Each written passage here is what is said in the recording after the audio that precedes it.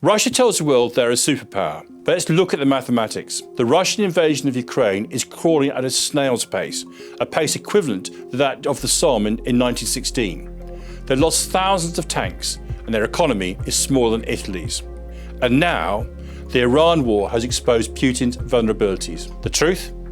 Even if Putin wanted to help, he couldn't. Is Russia a superpower, or just a gas station with a nuclear suicide vest? Today we're going to look at why losing Russia is potentially actually more dangerous than a winning one. Russia isn't scary because it's strong, it's scary because it's desperate. I'm Simon Diggins, and this is Superpowers Exposed. What we're first going to look at is some video of Russia and Iran carrying out the joint drills in the Sea of Oman and the northern Indian Ocean. So what you can see here, you can see, and this is interesting in its own right, you can see a Sea King helicopter, which is an aircraft which they have got before the Islamic Revolution. And then we see a joint drills between Russians on board the vessel and this element here, who are part of the Iranian Special Forces. This is all obviously staged. We also see one of the speedboats, and one of the things that the IRGC in particular have had is a significant number of speedboats. But here you can see the operation in progress, landing on, actually it's originally a landing ship, so obviously been used for training purposes. And you can see them then operating against the putative or the named enemy. Now this particular video was made before the current fighting. If you look into the background on some of these films, you can see how busy the Straits of Hormuz actually is. You can see all the vessels in the background, and explains why this is such an important waterway. And here we can see Iranian naval officers and ratings saluting their Russian compatriots. What you can see here is the command and control of this particular naval exercise. But the style of the exercise and the style of which it's being controlled shows the limitations and vulnerabilities that both Russia and Iran have. Over-centralised command and control, not enough delegation, means they're extremely vulnerable to the kind of weapon systems that the Israelis or Americans might use against them. And that applies as much to Russia as it does to Iran. This is essentially a kind of 1980s, 1990s exercise style, and operationally that's the situation they're in. What they don't have is what modern Western navies have, which is artificial intelligence, enhanced command and control, and significant delegation of responsibility down to the most junior commander, which is the only way you can cope with the scale and pace of operations today. The Iranian vessel you can see here is very similar to the type of vessel that's just been sunk by the Americans in the Indian Ocean. The significance, of course, of these drills is they're conducted a few days before the American and Israeli attack on Iran. And the intention was no doubt to demonstrate that Iran had allies it could rely on. And obviously, it was hoping to rely very heavily on Russia and Russian support in any kind of conflict with America. What's become painfully obvious to the Iranian leadership is that the talk of treaties, the talk of support from the Russians, actually, when it comes down to it, has come to nothing. And that tells us something very profound about Russia and Putin and his ability to influence world events. Putin's ambition is always to be for Russia to be a global superpower. He's always looking for respect, which is why, of course, in terms of the negotiations that were supposed to be taking place between the Russians and the Ukrainians, he wouldn't talk directly to the Ukrainians, he wanted to talk to the Americans, because he sees himself on a par with America as a global superpower. But the limitations of his ambitions, the limitations of his capability have been painfully illustrated by what we've just seen, and also by the response of Russia to the fighting in Iran. In truth, they can't actually do anything helpful to the Iranians. They won't get involved while the Israelis and the Americans are conducting operations. And prior to the launch of the operations, while there were fine words and promises of support, actually, physically, they couldn't do anything. And I think that's a difference between what President Obama called Russia, he saw it as a regional power, and what Putin aspires to, which is to be a global superpower. A definition of a global superpower is it can probably deal with more than one crisis at the same time, and Russia simply can't. It's bogged down in Ukraine, making advances which are slower or at the same sort of speed as was made in the Battle of the Somme in 1916, and is now incapable of both engaging with what's going on in Ukraine and supporting one of the countries with which it's supposed to have a positive alliance. Putin's vulnerability, Putin's scale of ambition, and the actual reality have been very painfully exposed. It's worth examining a little bit about the nature of the alliances that Russia has been trying to establish with countries around the world. And in truth, they're mostly transactional. So the deals with the Chinese over the import into China of Russian oil and gas is basically because the sanctions are starting to hit Russia and it's unable to export to its Western customers before. But in exchange for that, they're fine words again, talk about universal brotherhood, talk about an alliance without limits. There are clear limits and clear barriers to what China is prepared to offer to Russia, and equally what Russia can offer back to China.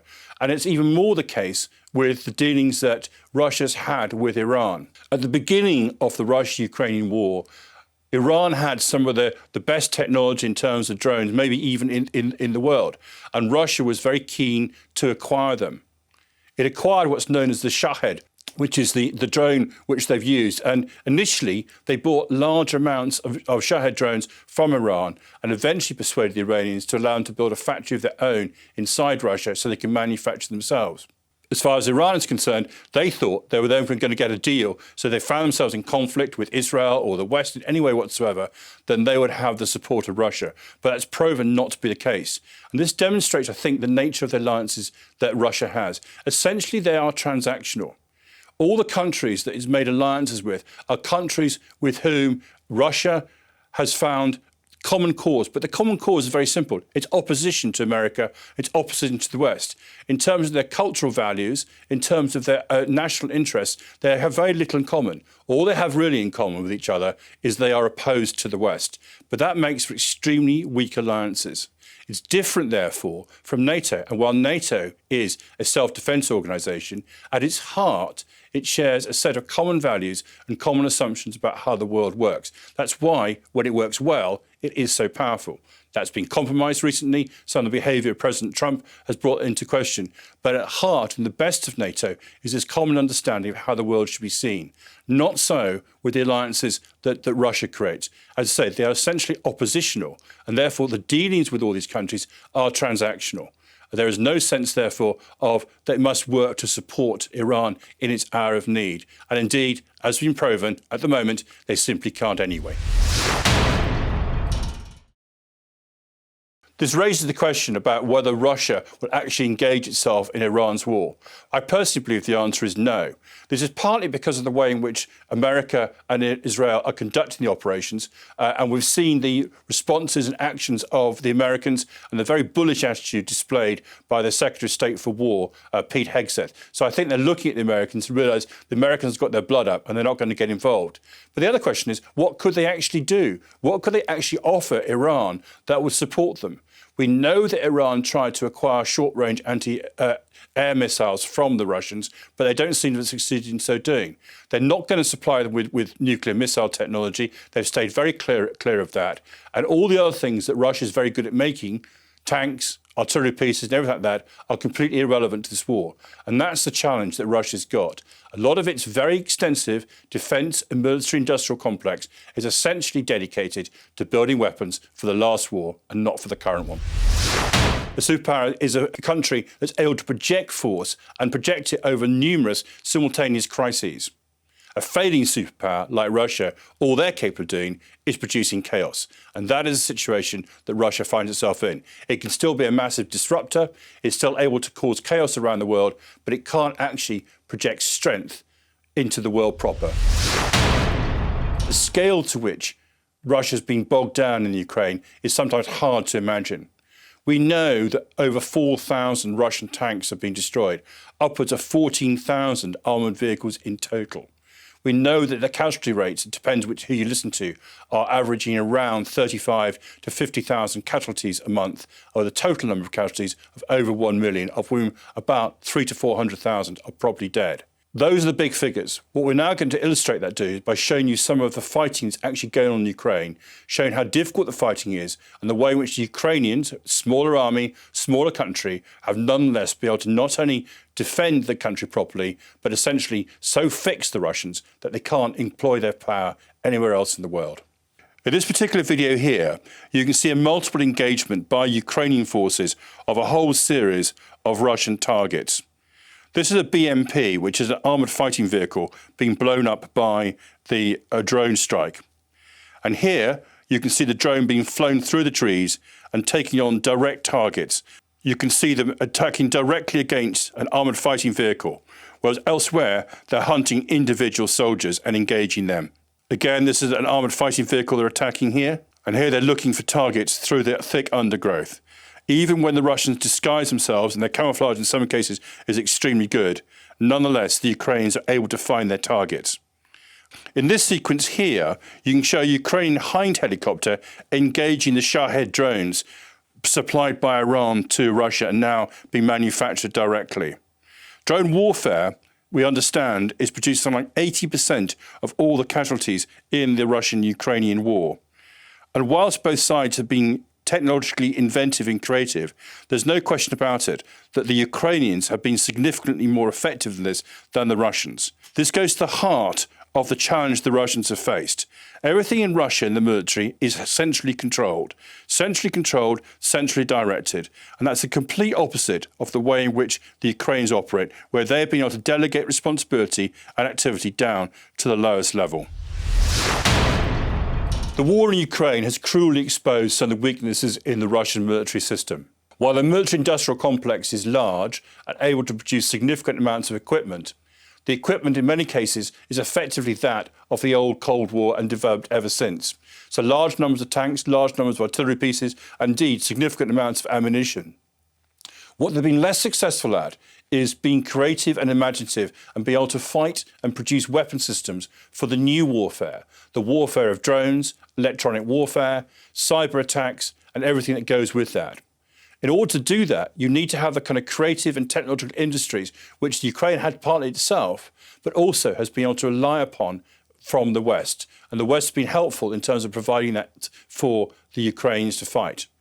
And the combination, therefore, has meant that even though the Ukrainian armed forces are some 800,000 strong versus the Russian armed forces of well over 1 million, nonetheless, even a smaller defending force has been able to both thwart and in some cases push back the Russian behemoth, the Russian gargantuan force that tried to crush Ukraine right at the beginning.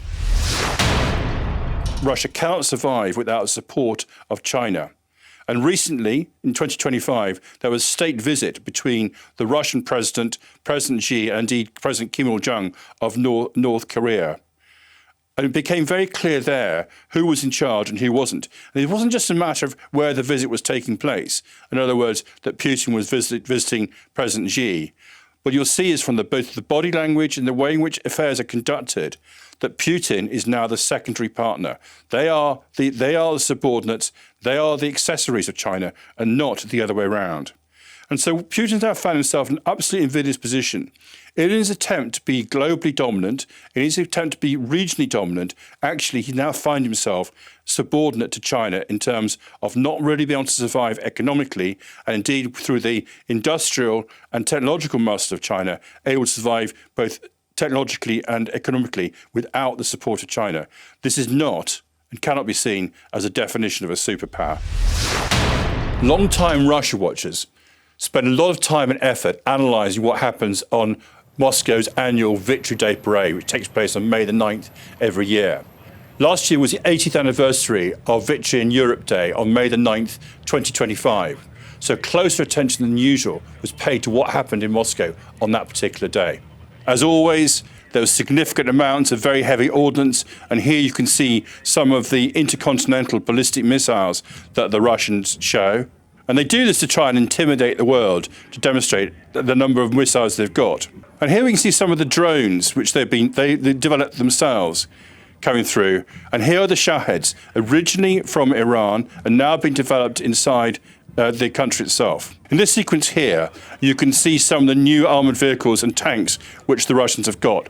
What's particularly interesting about these particular vehicles, though, is whilst they're appearing on the parade, they have not been used effectively on the battlefield in Ukraine. And so whilst they would have been very effective if Russia was still fighting the old-fashioned Cold War that they trained and exercised for, on the modern battlefield, they're less effective, except obviously on a parade like this. There is a strong argument running about whether Cold War weapons, tanks, armoured vehicles, conventional tube artillery still have a place on the battlefield. Some commentators believe the answer is no. The real issue is, what are the Russians doing? Are they replacing quality equipment or just recycling old Soviet stock and old Soviet ideas?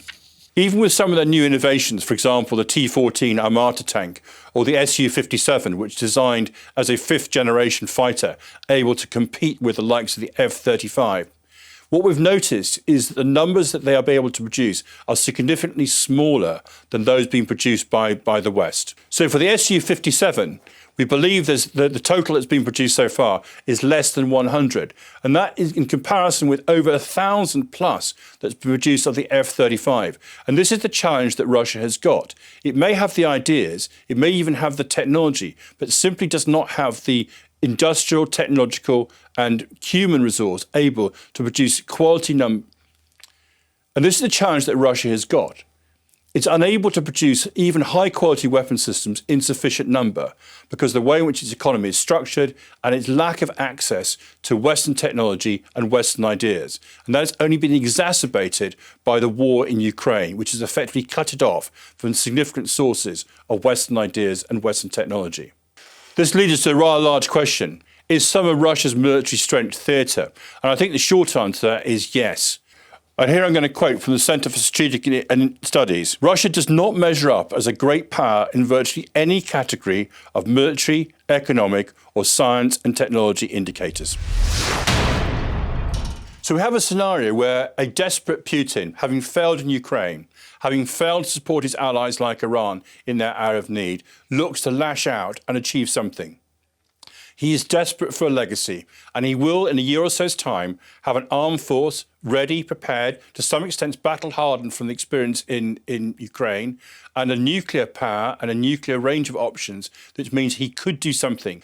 By lashing out, by conducting what we would regard as desperate operations, Putin, with his back to the wall, with his dream of a revived Soviet Union empire in tatters, could lash out at the West. And there are points of vulnerability that we have got, whether it be the Baltics, whether it be Svalbard, or whether he tries to achieve some kind of decisive victory on the Ukrainian front by using tactical nuclear weapons, all of which would be very hard for us to respond to.